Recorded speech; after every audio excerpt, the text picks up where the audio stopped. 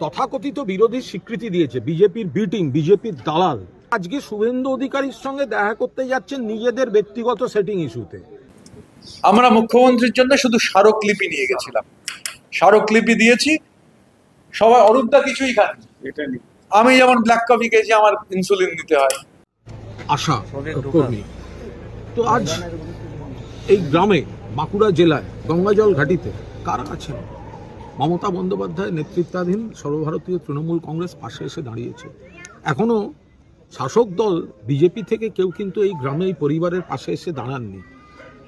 তাদের নিয়ে যাওয়ার চেষ্টা হচ্ছে কোনো মন্ত্রীর সঙ্গে দেখা করতে, কিন্তু এখানে এসে দাঁড়াচ্ছে। এবং এবং এবং যাদেরকে বিজেপি রাজ্য বিধানসভায় তথাকথিত বিরোধীর স্বীকৃতি দিয়েছে, বিজেপির বিটিং, বিজেপির দালাল, তারা আজকে যখন মমতা বন্দ্যোপাধ্যায়ের নির্দেশে দোলা সেন, কুণাল ঘোষ বাঁকুড়া জেলায় মৃতার বাড়িতে আশাকর্মীদের পাশে, এবার দুদিন পরে তারা আজকে শুভেন্দু অধিকারীর সঙ্গে দেখা করতে যাচ্ছেন নিজেদের ব্যক্তিগত সেটিং ইস্যুতে। এইটা হচ্ছে দুটো তফাৎ। তারা আজকে বলছে এসআইআর, আরে এসআইআর ওগুলো নিয়ে আমরা সরব, তার জন্য বিধানসভাও আছে।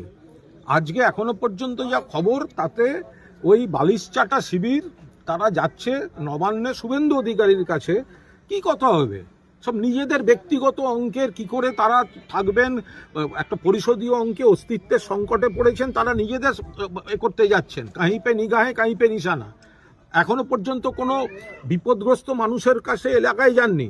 যেদিনকে মমতা বন্দ্যোপাধ্যায়ের নির্দেশে সর্বভারতীয় তৃণমূল কংগ্রেসের দোলা সেন, কুণাল ঘোষ বাঁকুড়ায় আশাকর্মীর পরিবারের গ্রামে দাঁড়িয়ে রয়েছে, সেদিনকে এরা নিজেদের অঙ্কে কলকাতায় বসে সেটিং অঙ্কে ওখানে যাচ্ছে। ফলে আসল বিরোধী কারা, মানুষের পাশে কারা থাকেন, মমতা বন্দ্যোপাধ্যায়ের স্রোতই থাকেন, সেটা আজকে আর একবার প্রমাণিত।